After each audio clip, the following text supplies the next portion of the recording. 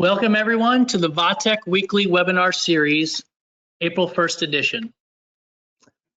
This Vatech Education Series will broadcast live Wednesdays, noon Eastern Daylight Time. I'm Jim Mayer, Vatech Education Team Manager. I'm here broadcasting live from my home studio here in St. Louis, Missouri. I also have streaming live with me my coworker Paul Satone. Welcome, Paul, to today's session, and thank you for attending with me. Hey, Jim. Thanks for having me. My name is Paul Satone. I'm the Vatech West Coast Education Specialist. I cover my region is everything Colorado West. So glad to be here. We have over 500 registered attendees today, so that's great. And we're really looking forward to getting this web series started. Thanks, Jim. Oh, Paul, thanks for helping out today and helping plan this. And thanks to all the Vatech family who has worked hard to bring this series to us. Really like to thank everyone who's logged in for today's session. An overwhelming amount of response. We're very humbled and thank you for joining us. We want to welcome the Vatech family, all of our clients, our dental dealers, and our global partners. We've got people logged in from all over the world. If you're not currently a Vatech user, we hope to give you a glimpse into what Vatech has to offer and kind of the world of Vatech. You know, due to the current situation we're all facing, I hope today we can all come together just to slow down, kind of focus, and better ourselves through some education. You know, we are all in this together. Well said. Thanks, Paul. You know, our weekly webinar series is going to focus mainly on the Vatech Ez3D-i software, different clinical applications and tools. We've designed the series to build on each week that we bring to you. And Paul, do you want to go ahead and talk a little bit about that webinar series that we're going to be presenting the next couple weeks? Sure. Thanks. So today we have Ez3D-i, basic navigation like a pro. So we're going to cover each tab. We're going to touch briefly on each tab in the software today. Next Wednesday, same time, we will have clinical applications in the sectional window. So we'll delve pretty deep into the section tab. For the 15th, we'll have implant planning, quick and easy. So the quickest ways to plan your implants. And then the fourth session, we don't have topics yet. So we'd really like to gather feedback from you guys and so we can plan and give some great topics to come. So feedback's going to be really helpful. So really encouraged. So thank you. Thanks, Paul. And yeah, I think we're going to definitely take this session beyond April 22nd. But we really do want to hear from you, our attendees and our Vatech family on how we can better improve your practice and the interesting topics that you would like to hear. There's certain different ways to be able to communicate with us. And Paul, do you want to talk about that? Sure. So first, you can email us. It's real easy, sales@vatechamerica.com. Also, there's going to be a survey sent out following this webinar. There's going to be a few questions and some comments, a couple comment boxes. So feedback in there would be greatly appreciated. And then lastly, you can reach out to your local Vatech sales manager or dental dealer to give us any feedback from these sessions at all. Thanks, Paul. So yeah, we really want to engage our audience today and our attendees so we can, better improve. We're always looking to improve. Let's look over kind of what we can expect to see on the webinar today, or what you should be seeing right now. You can see Paul and I, our smiling faces at the top of the screen. Below that, you should see my screen. You can also look over here to your right-hand side, and you can see your GoToWebinar kind of navigation toolbox. If you want, orange arrow is going to collapse that box. Click it back, it's going to pop it back out. Let's scroll down here. Everybody currently should be hearing us one way or the other. You can log on either your computer audio or a phone call. If you are logged in computer audio and you're having any issues, you can click on your help button right here. And what that's going to do is that's going to do some troubleshooting on your computer. Also, this session will be recorded, so you'll have access to it after our webinar session today. We wanted to make this an interactive session for everybody. So if you'll notice, everybody is muted. We have over 500 registrants on today's session. So what we thought best would be is just a question and answer session. So you can see your question and answer session down here at the bottom. Type in a question for our staff. I've got several education team members logged in. They're going to be communicating back and forth with you on that, any of your questions. As we go through our session, we're going to answer your questions. We'll call it live on air. So as I'm demoing the software, we're going to take a couple breaks or pauses, answer those questions you may have. And then at the very end of the session, at the top of the hour, what we're going to do is we are going to have a 15-20 minute session after the session to delve specifically into any questions that you might have. So Paul, I think we kind of covered all the presets and the basics of that. I think it's time to go ahead and delve into our session today. Yeah, Jim, let's get started. Perfect. Well, what we're going to do is we're going to go ahead and start here. And we're going to go ahead and start with our Vatech Ez3D-i software. So here's our Vatech Ez3D-i software. What we're going to be doing is we're going to navigate from here over to our Ez3D-i software, but first we need to figure out how to get there. So what I've done is I've opened up my Ez3D-i software. In the search bar, I can search for my patient. So I went ahead and typed in my 17 by 15. It gives me a list of patients' names. And I've got two separate 17 by 15 scans here. What I'm going to focus on is my top one, the 17 by 15 green here. If you can see over to the, when you see over to the right here, I've got my CT. So I'm going to hover over this. This is going to tell me the field of view that we captured. So this is one of our larger fields of view. And above that, I have a few screenshots that we've taken from the image. So what I'm going to go ahead and do is go ahead and double click here. And once I double click, what that's going to do is it's going to pop open my Ez3D-i software. So we can see my 3D software has popped open or opened up on my screen. So you can see down here at my toolbar, I still have my Ez3D-i software, and then following, I also have my Ez3D-i software. So a little bit about your Ez3D-i software. Let's just do an overview of what we're seeing here. Ez3D-i, top toolbar, you have your NPR screen or NPR window. This is what you're going to see once you open the scan. You have your four boxes here, your coronal, your sagittal, your axial, and followed by your 3D window. Overall view of what we're going to cover today, we're going to make our way through these different tabs, sectional, 3D pan, TMJ, all the way through our tabs. Underneath that, we're going to identify all of our icons, individual icons here. You'll notice next to my reset button, I've got a measurement, and this tab shows us our submenus. So if I click on capture, I've got some other tools over here. As we progress through the demo today, we're also going to look at our left toolbar. So here's our simulation.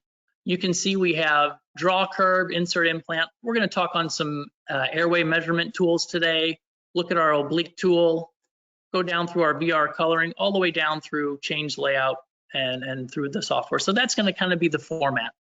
What I would really like us to focus on today is we're all at some variation of the software knowledge base.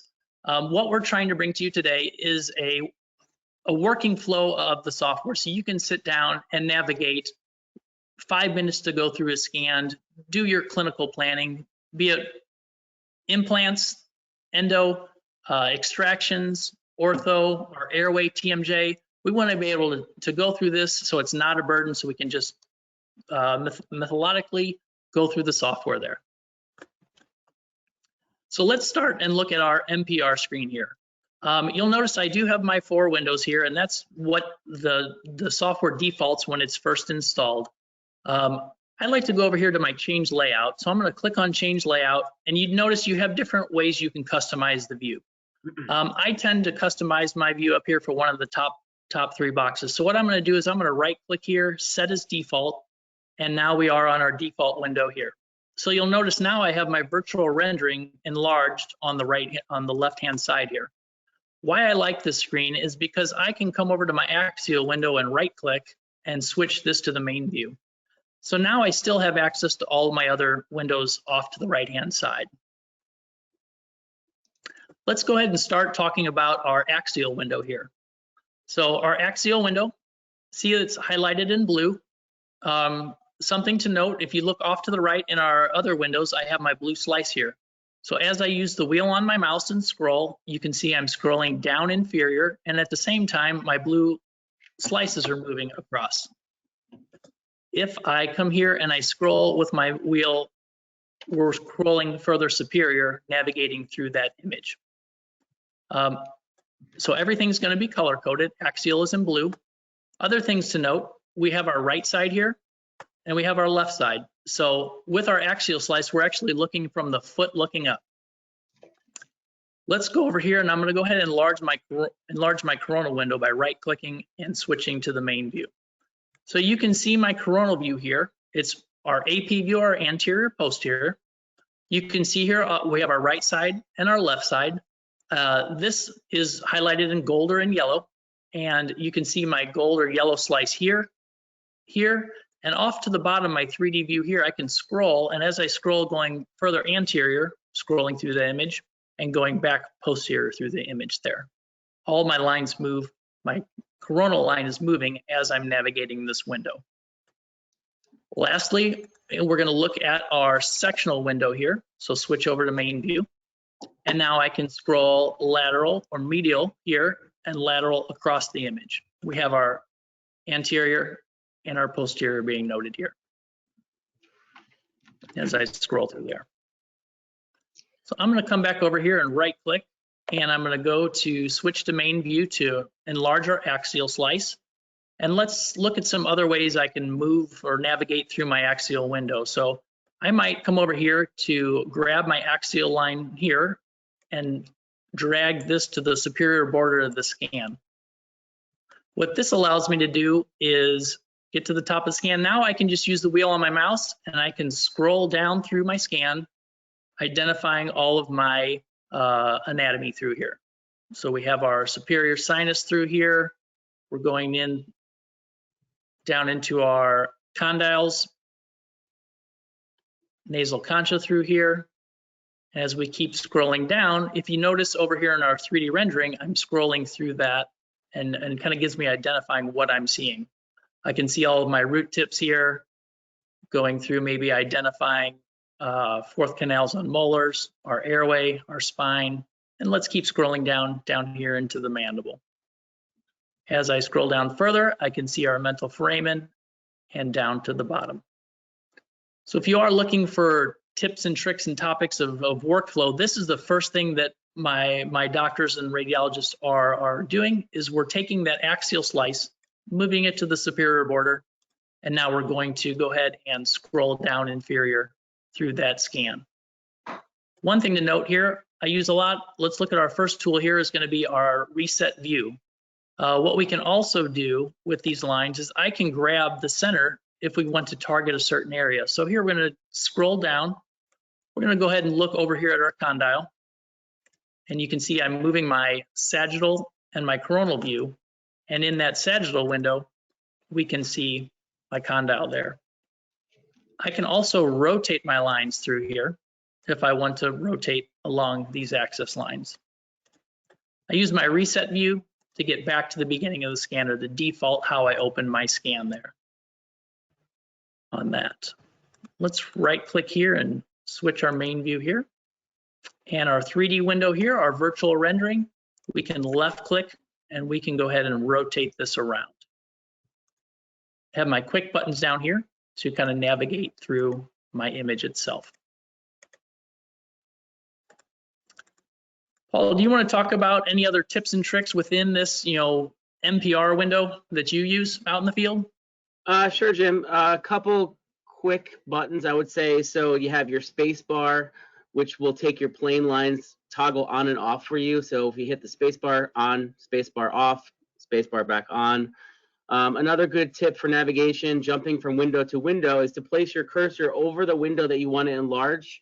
So if I want, that sagittal window enlarged, just hover your mouse over it and hit the enter key, and that'll zoom in. You can also double click on the word sagittal too to expand or collapse that window. So that's another one. Another one I like to use is if you want to zoom in. So for instance, we're on the axial view right now. So if you want to zoom in, you could use that magnifying glass on the toolbar up there. That'll zoom in and out. And then you can use the hand next to it to move it around when it's zoomed in. But I like to use the keyboard shortcut, which is going to be the control key, and then using the scroll wheel on your mouse. So if you hit the control key and scroll, it's a nice way because your hands are both on the computer and the mouse to zoom in and out that way. And then another kind of a quick tip, I guess, it would be to click on the 3Ds. Like, so for instance, if we want to click on a certain tooth or a certain area, you know, we can just double click on, let's say, tooth number 9, for example. If I want to kind of focus in from there, I can double click on the tooth itself. It then aligns the planes in the right direction there, and we can kind of fine tune from there. But that's a quick way to kind of focus in on a certain area on the scan. That's a great tip, Paul. So yeah, so if I want to go over here, I can, let's say, double click back here on my third molar. What that's going to do is jump all of my slices right to that area to navigate through. So now I'm going to go ahead and right click and enlarge my axial slice, and we can see we're focused right there on that third molar. What I might do here is kind of rotate my lines to go through the long axis of my image there. And now you can see as I scroll superior and down inferior, we can look through that tooth there. We're going to go ahead and do my reset here, and we're going to reset our MPR. And now we're really back to where we started for our plane of view right there. Paul, I think right now might be a good time to jump over to our 3D pan view on there. Yeah, that's, you know, for workflow, what we did in the beginning, I enlarged my axial slice. I'm going to go ahead and drag my axial slice to the superior border of the scan. I'm going to come here. Paul talked about hitting the space bar, and now we're going to scroll down, identifying our anatomy, our orbits, going through our sinuses, our condyles over here, external auditory medius, nasal concha, hard palate, and really just kind of scrolling through that to give us an overall view, kind of a starting point. Then I'm going to hit my space bar here. So let's navigate over to our 3D pan view. So what the 3D pan does is it takes our 3D rendering, and what it's going to do is it's going to flatten it out. So you can see here I've got my 3D pan kind of flat into a flat surface. What this does, it allows us to easily navigate through our image itself. Let's look at the 3D pan window overall. First, I would still start over here to the lower right. We have our change layout window. It's going to be defaulted to our 3D pan at the top, our scout image over here, and 3 sectional slices. You have an array of different images that you can change if you would like. So I'm going to leave it on our 3D window here. Some quick navigation through this. I can grab here in the center of my navigational box, and let's talk about this. So we have our axial slice over here. We still have our right side and our left side, so the orientation we're used to seeing on our other windows. Within my navigational tool here, let's look at my center red slice. You can see here slice number 35, and I'm going to go ahead and double click here because I just want to see one window. So right here we have our buccal and our lingual. As I scroll through that, you see I'm going more mesial, and now let's go distal through that image. What I like about this window is I can grab here and I can physically move my whole box, the green box here, and I can rotate my red lines here. All right. As I scroll through here, we can go through our image and we can look at different anatomy. So you can see my nerve down here, the width of my ridge and the height of my ridge. We can kind of navigate through this here. Other things we can do with this window here is we can grab, I can rotate this, and now I'm looking at more of an axial slice here. So you can see my horizontal axial slice. I'm going to go ahead and scroll down through that image identifying and looking at my individual canals. So any endodontist out there, let's bring this up to a first molar. Scroll here. See, I'm just about in the furcation here. I'm going to go ahead and scroll down to my occlusal surface, and let's go ahead and scroll back up. We can identify our individual canals through here. So all the way through there. And I'm going to do a reset here and come over, reset over here. Other things in this 3D window I like to do is I like to turn this to my MIP, and we're going to talk about those VR coloring options here in a second through there. Paul, did we have any questions coming in? Yeah, we had a couple. One, we have a question that's saying, how did we get to the workflow page that you had on the earlier NPR view? I think that's referring to changing the layouts. Maybe you could just review that. Sure, yeah, let's go down to our layout over here. And then this is where we can navigate to different views. So if I want to look at my 4 windows, I can click here. It takes us back to our 4 windows. If I go over here to change layout, I can come over here, click on this. See the gold band here? If I right click and hit set as default, it's going to enlarge that window over there. So that's one of them. Paul, I just got a question here, and it says, what does MPR stand for? And that's going to be multiplanar reconstruction. So that's a question I kind of get a lot. So we have our 3D rendering here. We have our different planes of view. So that's going to be our multiplanar reconstruction window through there. All right. I got another one, Jim. Sure, what do you have there, Paul? I just think it applies. It says, my 3D pan doesn't look like that. It looks a little distorted. How do we fix that? Good question. So what we're referring to is our 3D pan window. This gives us a nice rendered pan through here. Sometimes we may want to recreate a reconstructed 3D pan here. So what I'm going to come do is I'm going to come down here to the lower left. I'm going to go to create pano. So we have our pop-up window here. What the software does is it automatically draws a curve across here. So you can see I can grab these yellow lines to manipulate my height of my image. I can also move my lines around here. So if I wanted to come in, I could reset that and redraw my lines here. So depending on where I draw my curve, this also has to do with patient positioning. If the patient is malpositioned, we may not get a nice rendering. But let's double click here and we can see it's going to regenerate my curve here. So that will regenerate our curve in this window. So let's give that a second to regenerate. Well, this might be a good time to talk about, some of our clipping or our camera tools and options to do our camera. So see how my screen kind of regenerated there? I'm going to go ahead and scroll the wheel on the mouse, and you had talked about hitting the space bar. Let's go ahead and hit our space bar here. Toggles that off, toggles that on. Paul, do you want to kind of talk about some of our capture and our capture tools within the software?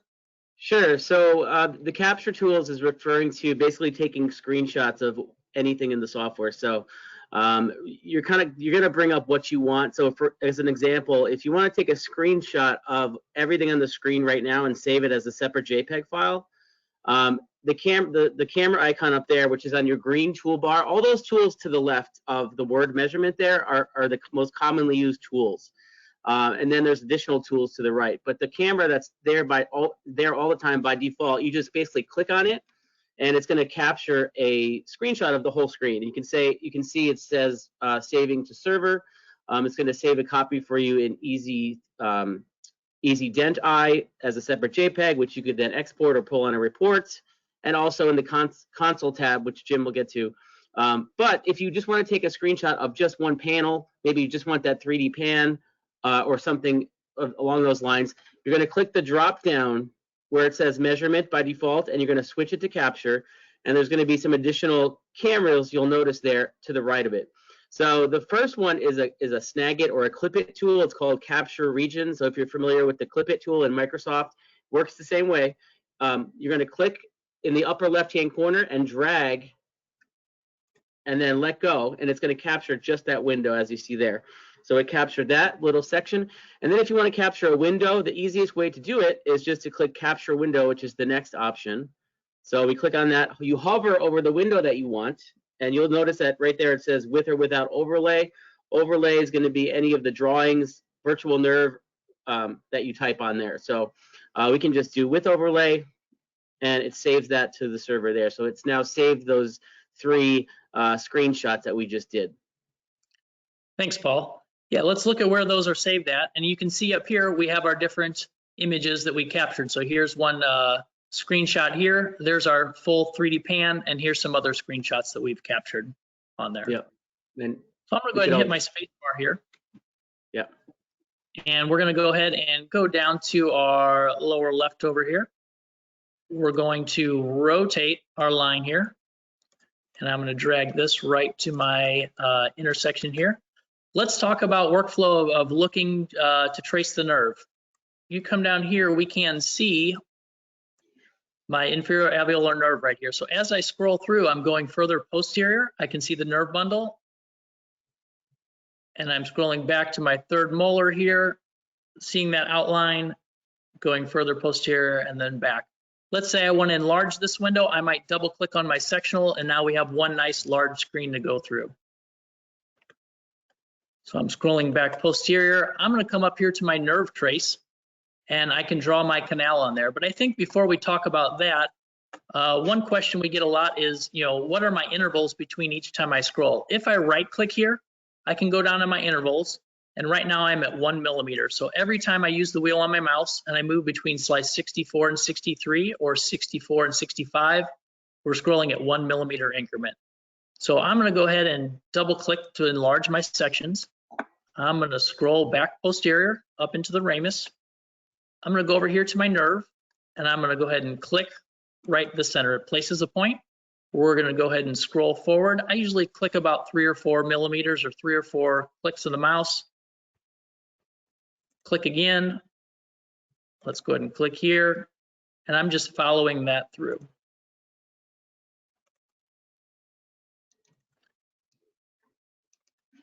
And let's move forward. And we can go ahead and click again. And I saw my mental framing go by. We're going to double click here, and it's going to finish our tracing. So let's go back up to our section and let's kind of see what we have here. So you can see that I've traced my nerve online across my mandible there. From here, let's look at some of our measurement tools, kind of leading into maybe some implant planning. We do have our implant planning tab here. So let's come up to our length tool. I can click on my length. I can left click here and left click here. It puts my measurement on there. I'm going to start from the crest of the ridge and drag down all the way to my nerve, and we can go ahead and back that off a little bit and left click. We can left click to drag these out of the way. And now we can look at our implant planning. Let's right click here to delete, and I'm going to go ahead and right click here. I'm also going to look at some of these properties here. Let's go ahead and hide this on there. So let's say I want to do my implant planning through here. I'm going to go ahead and come to insert implant, our pop-up window here. And we have our tooth list. We can place a single implant or multiple. And within the coming weeks, especially next week, we're going to delve more into this implant planning window. And then the following week, look at a lot more features of specifically of the implant planning, adding crowns, guide and path, etc. So implant planning, we're going to say we're on tooth number 19. I'm going to choose my lineup, and I already have mine preset for Straumann here. We can choose our implant. And what I've done is I've come over here and I've set this to default. So the next time I come into tooth number 19, it's already going to be set for that default. Down here, access and click point, I'm going to have this set for access. And what that is going to do is going to have my platform of my implant to be at the blue line here and the angle of my implant at my red line. So let's go ahead and click on insert. And you can see the insert follows that path right there. If I click on my implant here, I get the X around there and I can move this bodily around. Other things we can do, we can rotate our implant here. I can come up here to also rotate my implant here. If I need to edit this implant, I can go ahead and right click, come down to edit, and we can see that we're still within our Straumann, our bone level, our rock solid implant. We can come down and let's say we can look through here and we can go smaller within that Straumann implant line, or we can take that larger. You can also change your diameter here. And I'm going to click on OK. If we place this too close to our nerve, we do get an activation that says collision warning. So what this is going to do, it's going to tell us our predetermined border that we're too close to that nerve or to an adjacent implant, and I would go ahead and back that off or move that around or maybe change my implant size on there. All right, I think now would be a good time to come over here to look at changing our layout. And let's go into our change layout. I'm going to go over here to this third layout box, right click and set that as our default. And what I have here is my bone density window. So we've placed our implant here.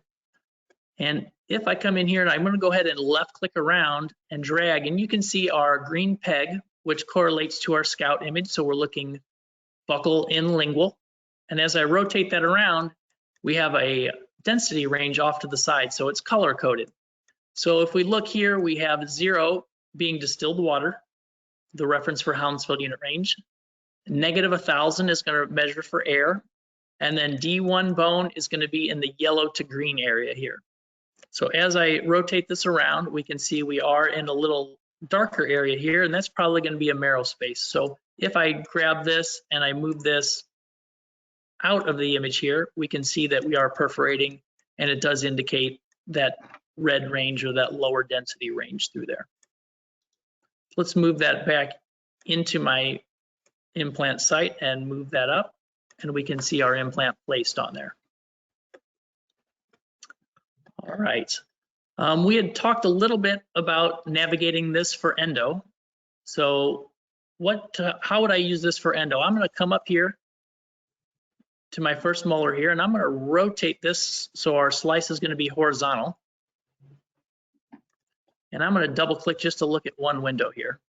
So as I scroll through here, we can kind of look at our individual slices here. Paul, what do you think now would be a good time to talk about some of our windowing and leveling or brightness and contrast tools? Yeah, absolutely. And that's really important, I think, because every view is kind of a personal preference, but these are some nice options over here. So on the left side of the screen, it says windowing. That's our brightness and contrast. So width and level basically is brightness and contrast. So moving your sliders up and down. Level for contrast, back and forth. But when I first open a scan, usually I'll use this section and I'll first click max sharpening. So you can see there's sharpen and max sharpening, and that really makes your image really crisp. Use the sharpening, so there's sharpen, and then if you want it a little bit more, you can try max sharpen, so you can kind of toggle between.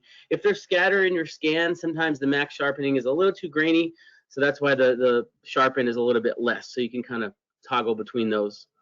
You have to click that every time. You can't make it a default yet, sharpen. And then there's also inverse, which is a really nice tool when you're showing patients. It basically just makes the whites and darks and flips them and reverses them, but it's really good when you're pointing out anatomy, showing the patient so they can really get a good feel of what they're looking at. Yeah, Paul, I do like to know this. Oh, go ahead. If you need to reset, if it's too dark, sometimes it's just easier to reset things. That's what the little circle and the arrow is for right there, just to reset it back to your start. Yeah, right. Like that. One other topic for the windowing, you can always right click and drag and just use your brightness and contrast that way. So that does change our brightness and contrast through there. And I'm going to go ahead and reset my density or my windowing there.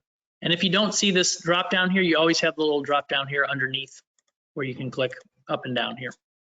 And let's double click and take us back to our original layout right here. All right. And I'm going to go up here to my reset, and you can see it resets right back to the original image through here.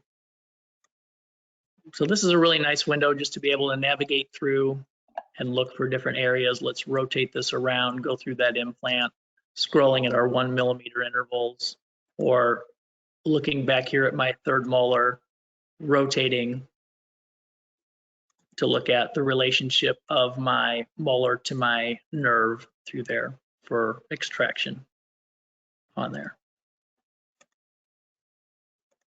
Well, what do you think? Any other topics within this 3D pan window?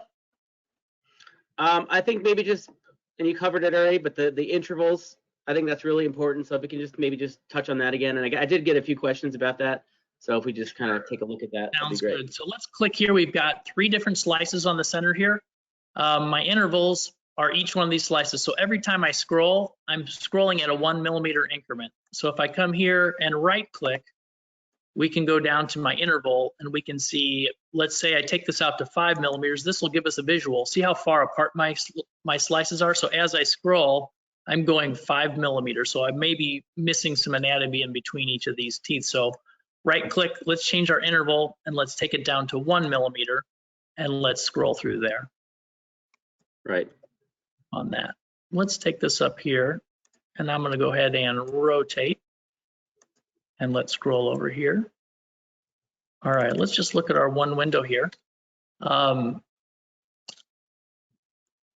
options on here, the thickness. So what is my thickness? The thickness is going to be the mesial distal thickness of my slice here. So what are we seeing along this one slice? Right now I have mine set for 1 millimeter.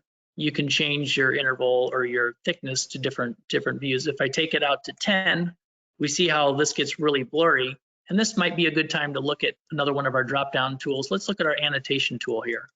So I'm going to come over here to this first tool, which is going to be my pointer. So I changed this to a 10 millimeter thickness, which means along this slice, we're seeing 5 millimeters distal and 5 millimeters mesial to go for our 10 millimeters of a thickness right there. If I right click here and change my thickness back to my 1 millimeter, we're seeing a really thin slice across here, and we can go through that thickness through there. Paul, do you want to talk about these other 2 tools up here, the pointer and then our notes or memo? Sure. So we have the pointer that Jim was just using there. We have and the pencil as well. So the pencil's nice if you want to mark something on there and leave it on there. You may want to do a screenshot, most likely, so you can mark something with your pencil, and then you can use, and you notice it stays on that one slice, and then you can use the piece of paper to put some text on there. So if you wanted to take a screenshot, you want some text on there with some instructions or whatnot, we can put words on there. You just click on it, type your text, and then you can pull it out of the way, and do your screenshots from there if you wanted. Thanks, Paul. The nice thing about this is we can also hide or delete that. So let's go ahead and hide this. I'm going to come here, right click and hide that also. And let's go ahead and hide that there. So that's some of our drop down tools from measurement. We've covered our capture and we've looked at our annotation through there on that. So I think we're good to kind of navigate from this section. Paul, as I'm navigating back to our NPR, do you want to kind of see if there's any other questions that have come about? Well, yeah, I think if since you were on the 3D pan, if we can talk about the sculpting, it might be nice. Sure. I think let's go through our 3D image right here for sculpting. Does that sound good? Yeah, that sounds great. Awesome. So I'm back to my NPR window. We're going to do our drop down here and go down to sculpt. So what we can do is we can see we've placed our implant here on our first molar. We have our scissors here. And what I can do is I'm going to use this and I'm just drawing a circle for what I want to cut through. So I'm going to cut out here the posterior area. And let's bring this together. And you can see where it says delete here or delete here. So I want to delete just this area. So I'm just left clicking here and it's going to crop that out. All right, so you can see that's gone. Now I can rotate this around. Let's go from a more of a posterior view here. And I'm going to change this over to one of my VR colorings. I know we haven't talked about our VR colorings. I think now would be a good time. This is going to be our grayscale image, the MIP. I want to add some bone on here, and these are all labeled for different renderings. So if I click on bone, it adds our bone. But what we've done is we've cut this out, And now I can scroll across and I can see the width of that ridge, the height of that ridge, where my nerve is in relationship to my implant there. So what I may want to do is right click on the implant here. I can go show controller and we can grab this and we can move this up superior, down inferior. I can also come here and I can rotate that. If I go back to my show controller, hover on my blue line here and rotate that through. And now we have our implant placed, but that's how we're going to go ahead and sculpt through that image there with your clipping tool. If I need to reset that, I can always come here to my reset and it's going to reset my image through there. We can go over here to our teeth mode and we can see our teeth kind of highlighted on screen right there. Other clipping tools are sculpt, but let's look over here on the lower left, our apply clipping. If I click on apply clipping here, this is where we can clip different ways. So if I go sagittal, I can come here and grab and go to the left and drag across. Notice it does cut out my implant and my nerve. If I go reset, let's go to apply clipping. Let's go to axial. And now I can clip from the head down. Maybe clipping right to our root tips. Let's rotate this. And I'm going to change this to my bone view. And can we look at any of our root tips here or identify any canals through there? So we're going through, now we're at the opposing occlusion. If I need an occlusal shot, all the way through there, and then down through our implant, looking at where that is placed in the bone. If I do my reset, it resets everything and we're back to our scan right here. All right. Right now, I would like to navigate over to our sectional tab. So this is going to be a tool that's going to be in focus next week. But let's just kind of go through there and give you kind of some previews for our sectional tab. So we'll go over to my axial window and scroll. I'm going to scroll down a bit and I'm going to go over to draw curve. So two different ways to get there. If I click on sectional, it's going to draw an auto curve right here. So similar to our 3D pan, it just places generic points. Our scout's going to be our axial slice, our right side and our left side. Panorama view, our right side and our left side. And then our individual slices. So this is very familiar, what we were seeing in our 3D pan. I still have my navigation box over here where I can drag this line. I can also grab my line here and I can use the wheel on my mouse to scroll across through here. If I double click over here, we're going to have one window and we can scroll across that, looking at width of my ridge, height. We can see my sinus floor through there. I want to look at maybe a different way to do that. I can manually draw this. So I'm going to go draw curve. I'm going to click across the ridge in the maxilla and double click. That takes us to our curve over here. So let's do that one more time. This time I'm going to scroll down in the mandible and I'm going to draw across. Note I'm always going clockwise across the ridge. And let's go ahead and double click here. And now we have our second curve drawn. As I scroll across, we can go through, we can see our nerve that's traced on line and scroll through there and then rotate. Go back through and there's going to be our implant. So we're going to focus on this window next week in a lot more detail through there. You may notice on your screen at your office, you have this set for a really thin slice. Right now it's set for 0 or our thinnest slice. We can see we're not seeing a lot of anatomy through here. If you go over to panorama on the side, I can click here and go down to our 10 millimeters. You can see my 10 millimeter focal trough across that ridge. Let's take that out to our 20 millimeters. See how that's filling in the synthesis of the chin right here. I can also navigate through and adjust if I need to on my windows down here. We have our certain number of curves added. My intervals, just like they were on my 3D pan, I can scroll across here and scroll through and go through each individual slice. Right now I'm scrolling at my 1 millimeter interval.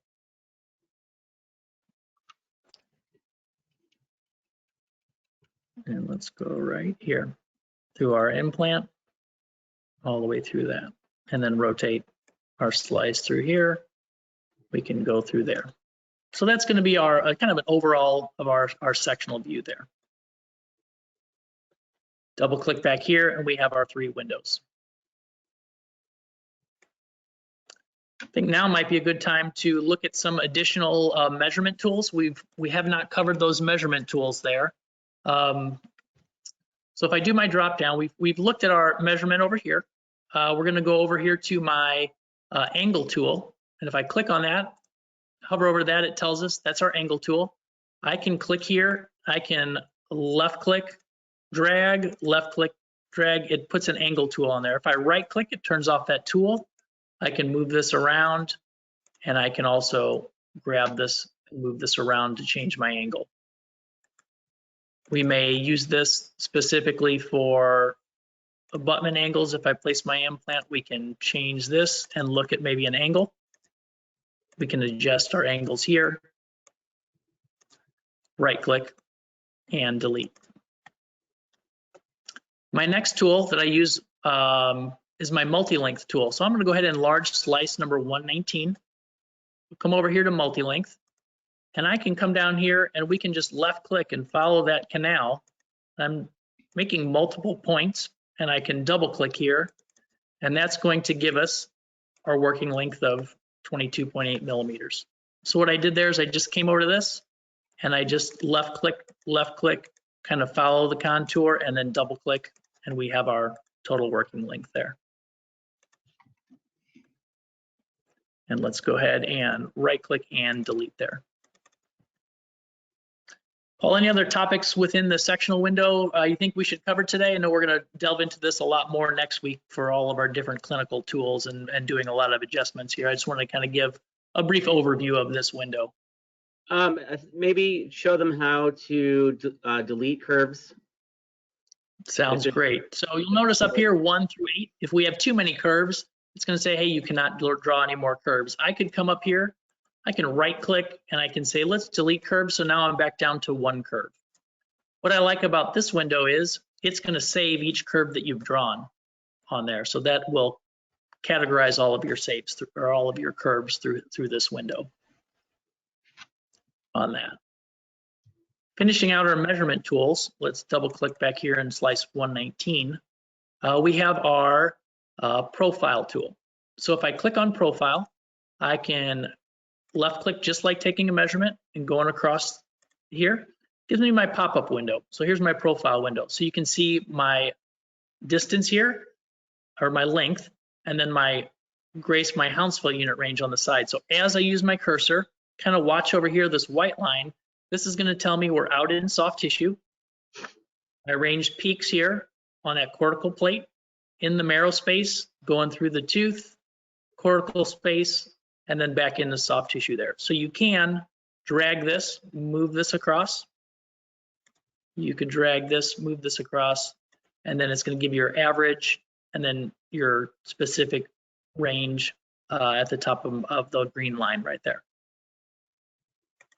When I'm done, I can always come in here, right click, and delete that off of there. All right. Well, I think let's go over to our TMJ window here. So kind of progressing through. TMJ, what we do here is let's look at our overall window. We have our scout, which is going to be our axial slice, our right side and our left side. We also have these blue boxes here. The red line are going to be our slices down here, slice 24, 25, and 26 for our right side, and then for our left side. You'll notice we have our posterior and our anterior view. You may come to your scan where you do not see the condyle on here. What I could do is I could come over here to my defined TMJ area, and we can grab within our defined TMJ area, I can grab the yellow line, move that up superior or down inferior. We can kind of focus there. And if I use the wheel on my mouse over here in my condyle head position box, I can scroll down until I can start to see each condyle. So I think I have those pretty good in view there. We can click on OK. And now, as I drag this through, we can navigate through, scroll across medial, going back out lateral, looking at the condylar head relationship to the fossa, all the way through that. I do have the option of rotating this, and now scrolling further anterior and then back posterior, looking at that lateral and then the medial poles of the condyle. Note again, you do have all your windowing options for your sharpen, your max sharpen, and your inverse on here. And you also have your change layout. If you do want to change some layouts here, it's defaulted to our window right here. All right. I think moving forward, let's go over back to our MPR window and let's explore some of our topics over here on our simulation bar. So we've looked at our draw curve. We've briefly looked at our insert implant. Let's go down to our measure airway. So some airway tools out there. I can click on measure airway.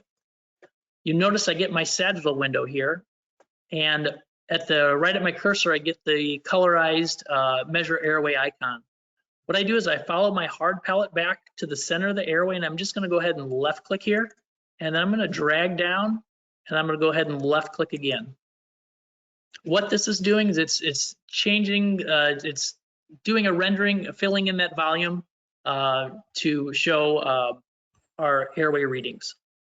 So you can see over on our sagittal view, it gives an outline. And in our 3D rendering, you can see that we do have our airway, but we do have our ramus and our condyle in the way. So what I do is I change this to my view here. I'm going to go over here to apply clipping. I'm going to drag this across. So let's cut this right to the midline of the patient or close there. We can bring that across a little bit more. I also like to do this. I like to use my soft tissue tool. And now we can see our rendering from a lateral view here. You do have your rendering volume over here, overall volume, and then our minimum area right here. So the smaller the slice is going to be, or the smaller the volume of the airway is going to be smaller in our range here. A way to visualize that is I can go ahead and right click here, and I can go down and go to measurement plane. I get this pop-up window here. So now I can come here and I can scroll down inferior or scroll up superior, and you can see my slice window showing the minimum area through that. So we could take a scan. If I were doing an airway scan on this patient, I would probably have them without the bite stick in eccentric occlusion, relaxing their tongue.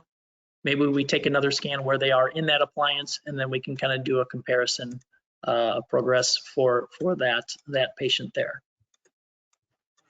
And I'm going to go ahead and do my reset clipping, and we see we have our soft tissue rendering, which is under our VR coloring. Another VR coloring tool here is going to be our soft tissue 2.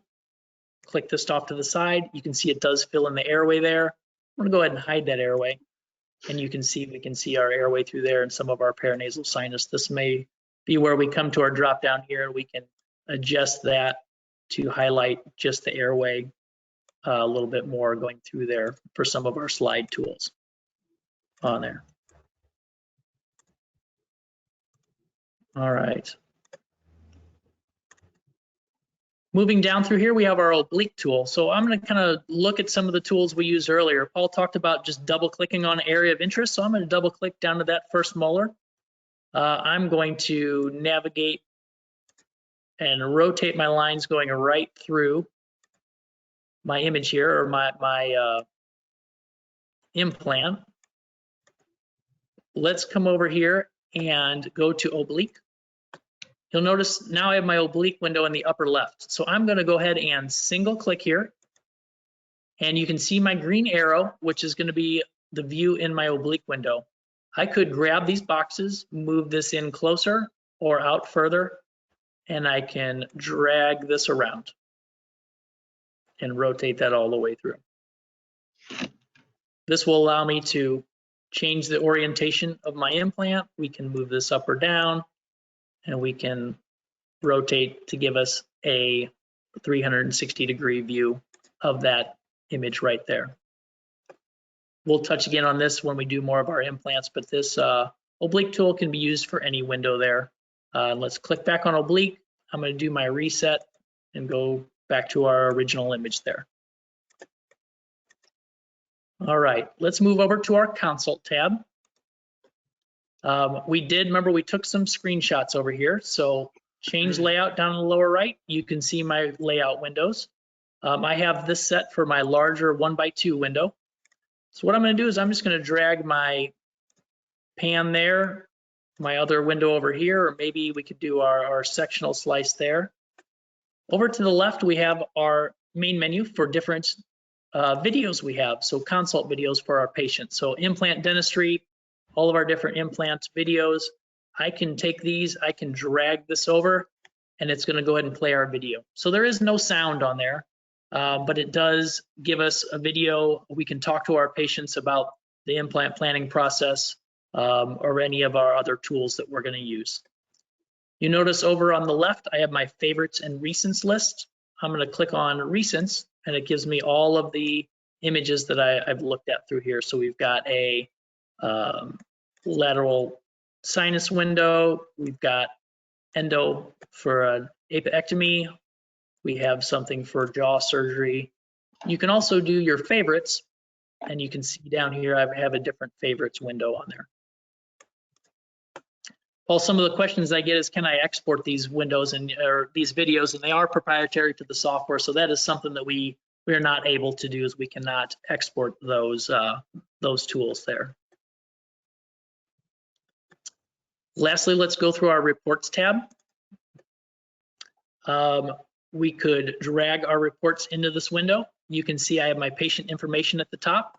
I have my logo here on the upper right, information down at the bottom, so you can fully customize this window. If I go to change template, we can go over here and say I want to have my image with text at the bottom. We're going to come here and I can drag my images here and I can type my text down here. Now from here, whatever I want to do with this is I can go down here to my export. I can export this as a PDF or JPEG.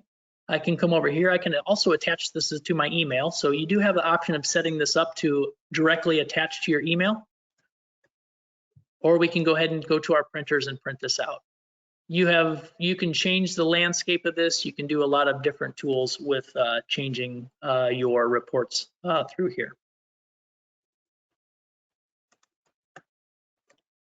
All right, Paul, I think we're coming to the top of the hour. Let's cover a couple more sessions, and then what we're going to do is we're going to go into a question and answer session for about 15-20 minutes after this. But a couple topics we have not covered is our main menu bar here. One of them being is, how do I export this? If I need to send this over to a fellow dentist or a specialist, I can click main menu. I went down to export. I have the option to burn it to a DVD. I have the option to burn it to local disk. And what I mean by local disk is that we can save it to the desktop or we can burn it to a flash drive. You have your options to compress the image, and you also have your options to add your project or just add the viewer. So when the receiver gets this, they're going to have all the DICOM under CT. They're also going to have the viewer and then your project file there. So if I click on save, it's going to go ahead and save that. Once it's saved, if I come over here, I had it just saved to a folder here, and let's double click and look at this folder. So within this folder, I have got my CT, which has all of my DICOM. These can be opened in third-party softwares. So we did is just a raw DICOM. It's not proprietary to our software. I also have my launcher. So if you get this, you can double click here, and this is going to give us the options to launch. So two different options, Simple Viewer Original and Simple Viewer Lite. The original viewer, if you have your proper video card, is going to be our 3D-i software. You'll have your NPR, your section, your 3D pan navigation within that simple viewer there. If I go to Simple Viewer Lite, if we do not have the dedicated graphics card, we can open up what we call our Ez3D Plus software. It has your same four windows, your axial, your sagittal and coronal, and your 3D window, and all of your tools throughout that software. It just requires a less powerful video card on there. Other tools running down through here, go to third party. We're going to talk about implant planning and 3D diagnostics in a couple weeks. So we'll be able to go ahead and talk about guided surgery in 2 weeks, importing a model or a secondary CT scan. Let's say we take 2 scans for our bite, ortho, or airway. We can import that scan with and without the appliance to see, or the guard to see the changes we have made.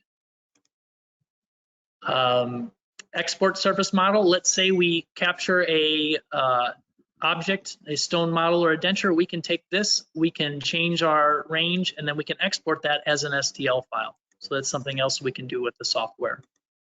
And then down here, file info is just telling us about the scan that was taken.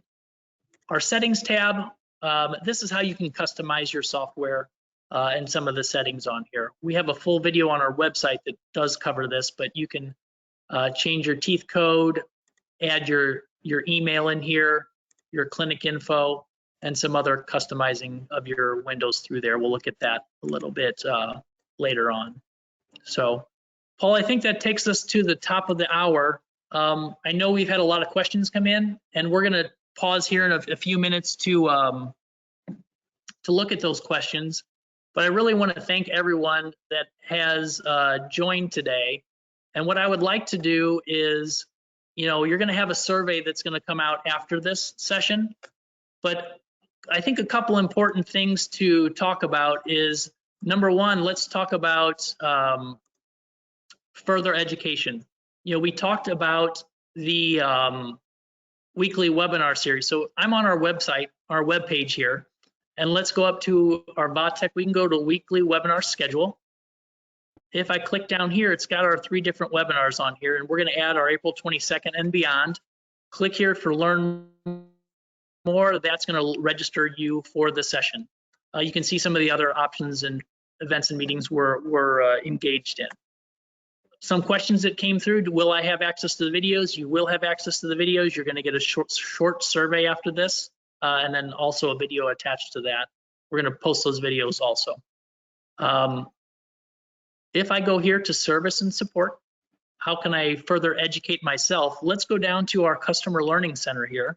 Off to the left, you have your 3D imaging, any of the devices that we have, 2D imaging, extraoral, and then finally software. So what you can do is you can say, let's go to 3D-i. And it's right now, it takes me right to my 3D-i windows. You probably will get a pop-up that asks you to register if you don't get to this page. We ask you to kindly just go ahead and register your information. It's going to show your information in there, and then you can go through and look at all of your tabs through here. So a lot of the things we covered today, an overall of the NPR, sectional window, we briefly covered our pan tab, 3D TMJ tab. If I scroll down here, settings tab, and let's go down here to more clinical things. So what if I want to look at a case planning for first molar implant or maxillary sinus lift, third molar extractions, TMJ, all the way for our endo treatment. So if you are looking for more additional things of workflow, please kind of visit through here. After that, I do have one question for everybody. I know social media is big right now. We have 3 different social media platforms. Please give us a check out on Instagram. You can follow us at Vatech America. If you haven't already done so, please go over and follow us at our Vatech America Facebook page. It's going to list all of our different topics and kind of keep up to date on what we are doing as a company. And I also have our LinkedIn here. So we are part of LinkedIn. Appreciate if everybody could give us a follow, kind of find out where we're at, what we're doing there on that. So thank you all for attending. And now I guess probably the best thing to do, Paul, is let's jump into some Q&A on there. So everybody, what I'm going to go ahead and do is let's minimize this and let's go back to our 3D window here. And Paul, let's kind of go through some Q&A. What questions do we have that have come up? We got a bunch of questions here.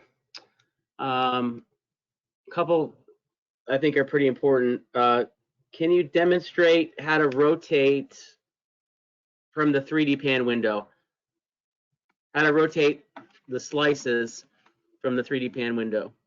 Perfect. So let's go over here to my grayscale here, and I'm going to go back to my implant right there. And remember how I rotated this to go through the long axis of that implant. What if we were to go over and come here and go to down on my scout window? You do have your buccal and your lingual reference. And let's focus on our one slice right here. This is where I can rotate around that 360 degrees if I go through that window right there. So I think that's probably what we're talking about. That's very similar to what we did on the oblique tool. I'm rotating around a specific area within the image there. And that's going to be my rotate. We go back to my lingual and my buccal range right through there.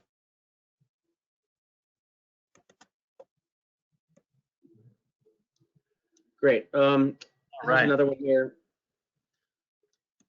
On my TMJ tab, it does not show the condyle, the top of the condyle, the inferior. Is there a setting that I have to click to show? Looks like they want to get more superior. So let's talk a couple things there. Within my virtual rendering, I am looking at my TMJ within my grayscale and my MIP. That condylar head is very soft. This is going to be your best way to image that in there. You can kind of see as I rotate around through there. If I cannot see that within this window, the best way to do that is to find TMJ area. So I can come over here, scroll down inferior or superior, and what I'm looking for right here is to see if I can see that condyle. Once I do see that, I can move this there, hit OK, and it's going to reorientate my axial slice right here. And now you can see the condyle here, scroll across. What I usually do is if I'm not able to see it how I want to see it in my rendering here, what I'll do is I'll come down here and I'll change my thickness. And let's take that out to 10 millimeters. And now we're seeing a 10 millimeter thickness across my scout image, so lateral and medial. So if I come over here to my measurement, I'm going to go here 5 millimeters and across 5 millimeters, basically to seeing everything in between that 10 millimeter section there on that. So I hope that helps with the asking about seeing the condyle in the rendering here, or more so down in my section. If I right click and go to my thickness here and change this down to 20 millimeters right through here. I just had a question come in over here really quick to me. It was, what if I'm wanting to show the patient implant planning here? How can I quickly and easily do that? So let's come over here. I'm going to rotate this. And one quick tip and trick is if I come to my measurement here, I can left click here and drag down, take a measurement. And then what I could do is I could right click on this measurement and go insert implant. And that's just going to drop a generic implant in there. So to quickly show the patient. So I know I've had a few questions come in on that. So I think that that's an easy way. It's just a generic implant, but it does give us options to edit our implant. If we're showing our patient, we can enlarge that or make that smaller going through my images through there. Right. A related question would be actually a couple of questions on the same topic, but how can you default implants? Perfect. Let's go over here to insert implant. And let's say I'm going to place an implant. Let me find one here. So let's go here. So see how this says user? And all my other implants seem to be defaulted to different companies. So I'm going to go here. I'm going to click my drop down here, and we're going to say M for Megagen. Click on that. We can come down here to my AnyRidge. We can choose our implant size, and I'm going to hit set as default right now. So when I hit set as default and then I click insert, it's going to place my implant on it. And now if I go back to insert implant and I go back to my tooth, we can see that it's defaulted there. So select your tooth, find your company. Let's scroll down to my Zimmer. Choose my implant. So company, subline, order number, diameter, and then length. And I can go set as default right here. So that's going to be some ways to customize and set those implants there. Right. So you can have a different company for each tooth, right? Correct. Yeah. Yeah. So I've got a lot of different tools, companies here. Here's a Nobel, here's a Straumann, and kind of as I work through, here's just different ones that when I've worked with my doctors, I've kind of demonstrated this to show different tooths. So one question we do get a lot is, hey, my implant's not in the implant library. We are always working with our implant companies to update our implants. We do our implants twice a year, and you can find more information about that on our website, but generally they're released twice a year. If you don't see your implant in there, you can always shoot us an email at Send Sales, and then that's going to alert us, and we'll work with those companies to add implants in there. For future sessions, we're going to look at how do we customize our libraries, because you can do some customization there. Right. Another question is, can you demonstrate how to lock an implant and unlock? So I think that's really important. Certainly. As I'm rotating this around to show the patient, what we're talking about is what I want to do is I want to right click on my implant and I want to go down here and lock it. So now as I'm if I hover over that, it gives me a lock symbol. The one here I have not locked, and you see as I do that, I grab this and it moves it around. So I don't have a quick back button, so I do want to definitely lock that, and then I can right click and we can lock that here, but let's go ahead and go to delete. Or actually let's hide, which I think will take us into the one last tab we did forget to look at, which is going to be this last tab here.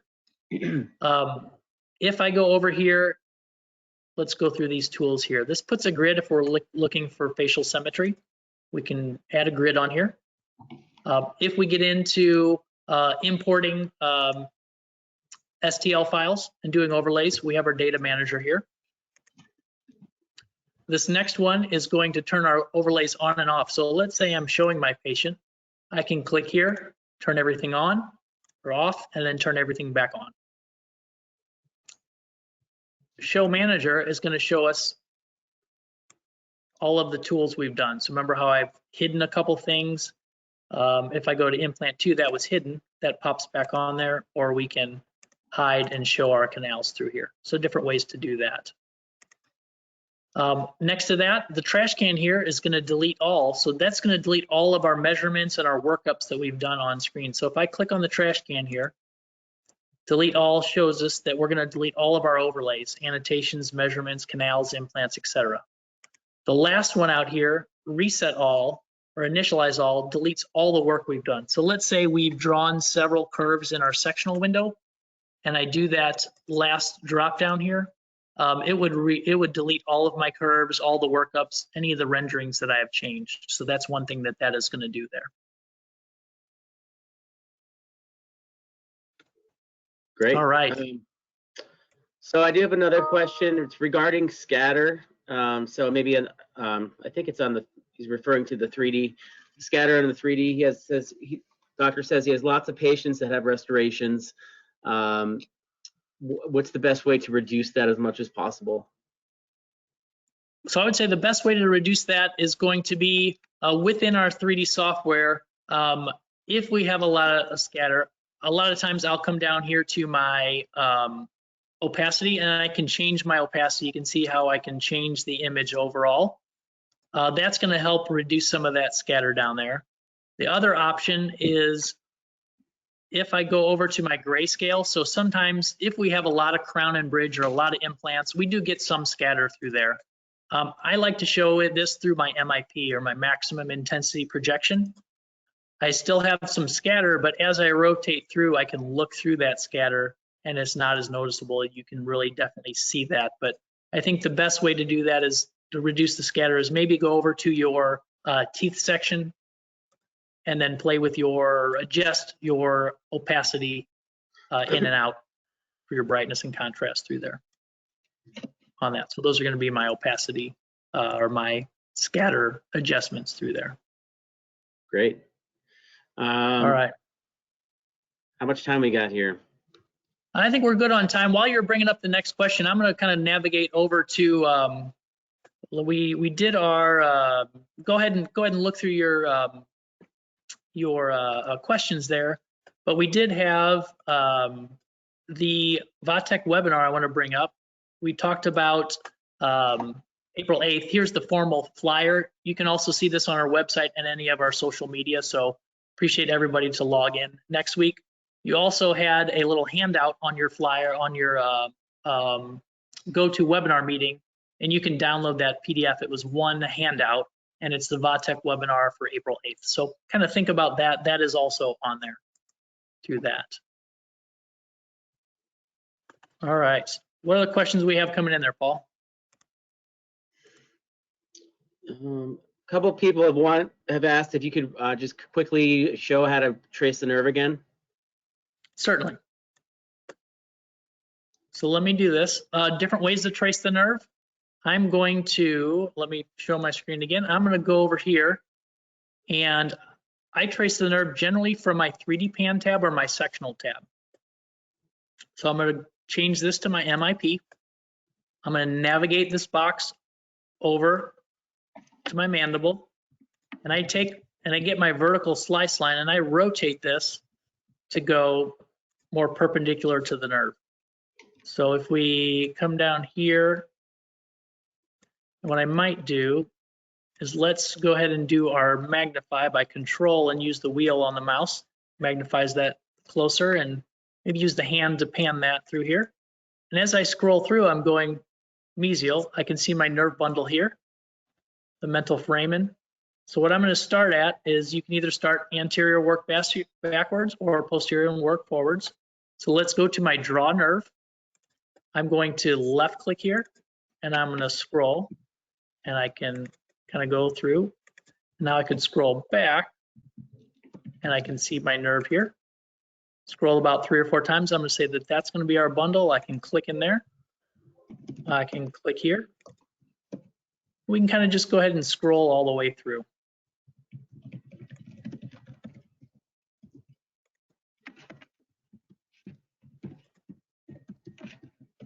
We're back by that molar, clicking on that lingual wall. Come here, and let's double click, and now I have my nerve traced online. Another way to do that, let's grab this over here, and I just quickly jump to my sectional window, come across, and rotate this. And I'm going to go ahead and right click and delete that nerve off of there. And you can see now as I scroll through, I can go further posterior, see my nerve bundle here. And kind of the same thing. I'm going to go through and click here and click on this, scroll forward, click here, click here, click here, and go through. All right. Well, I think that should show the nerve there. What other questions do we have in our question queue? Are things that I do in the software permanent? Can I go back to the original? Original scan? Very good question. So you'll see down here on the lower left, we have open project. So when I close out my software, I have 2 options. It's either going to ask me, do I want to save or not? And I can customize that, or it will auto save. So if you're working up a case, you can go here, save project. I could name my project here. We'll call it test, and then give it a name. And if I hit OK, it's going to save the work I've done. If I open my scan up again, I can come back here, reset everything. Let's do our reset. You can see I don't have anything on there. If I go down to my project here, I have 1 project there. I can click here and hit OK. And that's going to load the project that I just did right where we left off on that. Great. I did have a question that came in about identifying scatter on images, and I think we're going to save that one for next week. We'll open up some scans to where sometimes when you get the image and you try to go to your 3D pan and trace the nerve and you really just can't see it, sometimes that could be from patient movement. So if we do have patient movement, how do we identify that patient movement in our scans on there? Great.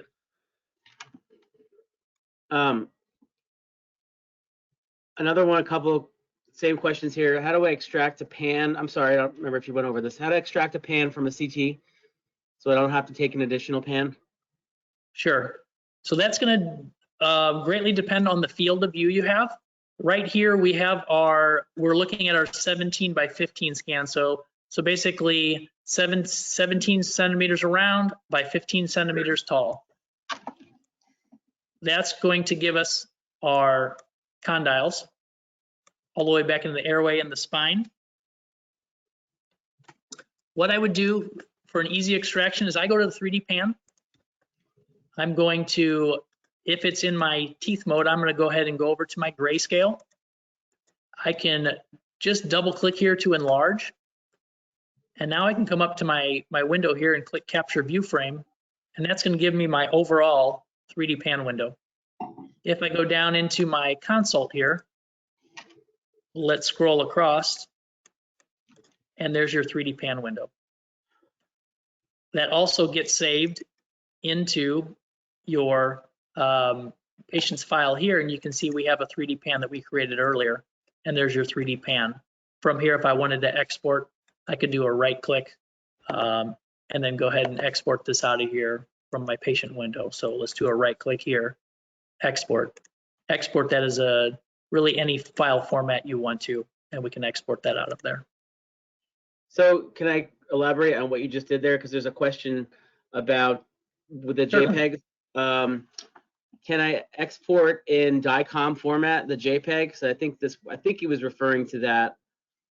Exporting here. So if you right click and hit export there, usually we'd switch it from original to JPEG to get the JPEG, but if you want to save it as a DICOM, I believe you just leave it in the original for that drop down, and it will give you that image, that single static image as a DICOM. That is correct. Yeah, that's going to save that as our DICOM file. So right, okay. Right click, go down to export. If you want to change file type, change your file type here. Let's say you're using a third-party software, you could do this and then import it into a different third-party imaging software on there. All right. Want to take a few more questions and then kind of wrap things up? How's the question queue looking? Pretty good, pretty good. We got some good questions here. Let's see. My section area has 3 different sections on it. How did you get it to only see one section? I think you might be referring to zooming in and out of the slices. Over here. So I'm assuming the sectional window over here, or we could talk about the sectional window down here. Either way, let's put this back on here. I'm just double clicking one large window, double click back to our 3 windows. Same with your sectional tab. Double click here, one window, double click multiple windows. What we're going to do next week when we look more at our sectional windows, let's say we want to look at maybe like a first molar. Let's come over here, kind of give everybody a preview, and let's look at different ways to draw the curve. What if I draw the curve through the long axis of the tooth here? Now I've got my 3 windows, but I really only want to see one because I'm slicing horizontally. I can scroll down inferior or up superior to really kind of try and identify those individual canals through there. So let's do a max sharpen here and look and see what that looks like, or a sharpening tool here, or maybe our inverse. So double click 3 windows, double click to 1. If you want to go to change your layout, we can look at different windows over here. Most of the times we're going to be using one of these top two ranges here. So here's one that I like. If you want to see multiple windows, so my doctors use this to get several different slices down on my view right here. And I've got my 2 curves right here. And somebody had asked about taking a screenshot with multiple slices like that. So that's be the. I think this is probably my best way to get my multiple slices, doing my full screenshot, or coming down to capture and then doing. You could do just this first one, and I could say I just want to capture and drag all of my windows here to get my multiple shots. Different ways to do that. So good. Here's another one here. Could you go over changing grayscale again? And is that different than just sharpening? Certainly. So let's just focus on our windowing here, and I'm going to go ahead and enlarge my scan right here, and we're going to focus on this anterior. I'm going to hit the space bar to turn that off. Let's focus in on the drop down here of our sharpen. So our sharpen right here really is applying a filter. So it's applying a filter to get this a little more higher contrast. Now look at that anterior cortical plate. I can see that nice thin line through there. I can see the pulp canal through here, nice incisal edge through there. If I do max sharpen, it still has our filter added. See how it adds a little bit of a higher contrast, gets a little pixelated on there. And then finally my inverse here is going to invert that image to do the flip view. So that's going to be my sharpening tools. My width and my leveling, or my brightness and my contrast, you can see here as I do this, this actually changes the grayscale, more contrast, brighter, windowing and leveling for brightness and contrast on there. And I can reset that. So I hope that kind of helps identify the differences between sharpening and max sharpen and inverse. It's basically applying a filter, whereas our right click and drag changes my windowing, leveling, or my brightness and my contrast through there, and then reset right here. Somebody's asking if you can review what the in the windowing section, the smooth MIP and VR options are in the windowing box. Over here, yes. We did kind of skip over there. So sharpening, notice how this really sharpens this. If I go over to smooth, it basically adds another filter where it smooths that out to give really a softer picture. So I would let you be the judge of if you like this view better or my sharpening view or no view at all. Look at my anterior cortical plate there. I can identify it. On my smooth, it really kind of blurs it out a bit on there. These other ones, MIP and VR, let me change my VR coloring to my bone here. So if I click on VR, what that's going to do is it's going to apply my virtual rendering to my slices here. So now look at that canal through there. This is where a good tool for my endodontists. Now look what happens if I scroll up. We can start to kind of try and look and identify some of those canals. So this applies that virtual rendering there, and then this MIP will apply that MIP to the grayscale there. So different topic and tools. I find a lot of our users kind of navigate over to the side here to these three on the side, and then sometimes we'll use the other three on the left-hand side over there.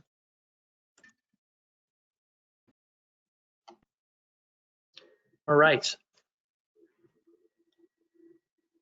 I think we're about ready to wrap it up pretty soon. Paul, what other questions we have? Are we kind of coming to the end of the list? I think we're kind of coming to the end of the list. Here's another one. What are the indicators for using the 3D pan in diagnosing conditions? I think just might be referring to that 3D rendering. Over here for the 3D rendering? Yeah, I think it's important just to point out that it's that's just a rendering. Yeah, so this is a rendering. I do get this question a lot of, if I click on bone and we can say, well, I know that there's bone up there. What we're doing is we're telling the rendering to read a certain range of bone. And I'm going to click on this VR coloring here. I can take this and I can drag and add tissue or take tissue away. So I use this more as a patient educational tool of showing the patient, hey, we placed an implant, or kind of relating to the patient what we're seeing in this rendering. If I go over here to my teeth, let's say we are maybe working with an ortho patient or looking at extractions, you can see that molar back here really well by changing my renderings through here, or maybe dragging this back to show a little bit less tissue through there, or using my quick buttons over there. So this is, most of my doctors are not really diagnosing off there. This is a patient education tool saying, here's your third molars. We can go through, look at some anterior impactions, going all the way through the image there. I hope that kind of laid out kind of how we're talking about this rendering right here. All right. Sounds good. Perfect. Well, I think that's going to kind of wrap it up. I really appreciate everybody for joining us today. Please do check out vatechamerica.com. Go to the webinar schedule down here. Please join in for next week. Click on here for the link. If I go to the link, if I go to my April 8th session, it's going to come down here. Kind of tells us about what we're going to do, first name, last name, email. I would really appreciate if everybody could also fill out that survey afterwards. That way we're going to cover topics that you want to hear about. We already have a list of them, but we really want to hear what you have to hear, would like to hear. And then finally, our service and support. Come down to our Customer Learning Center and check out our educational videos using the devices, going through the software on there. And I will kind of leave it at that. Again, thank you to all of our attendees from the Vatech family. We were really humbled by the number of attendees today and a number of people that signed up. We look forward to working with you again next week, and then also looking forward to being with you during these crazy times. Please reach out to us if you have any ideas for education. A lot of our users now are taking the time to really educate themselves on the software and become pros at the software that we just used. So again, thank you very much from the Vatech team and the Vatech family, and we will see you all again next week. Thanks again. Thank you. Bye.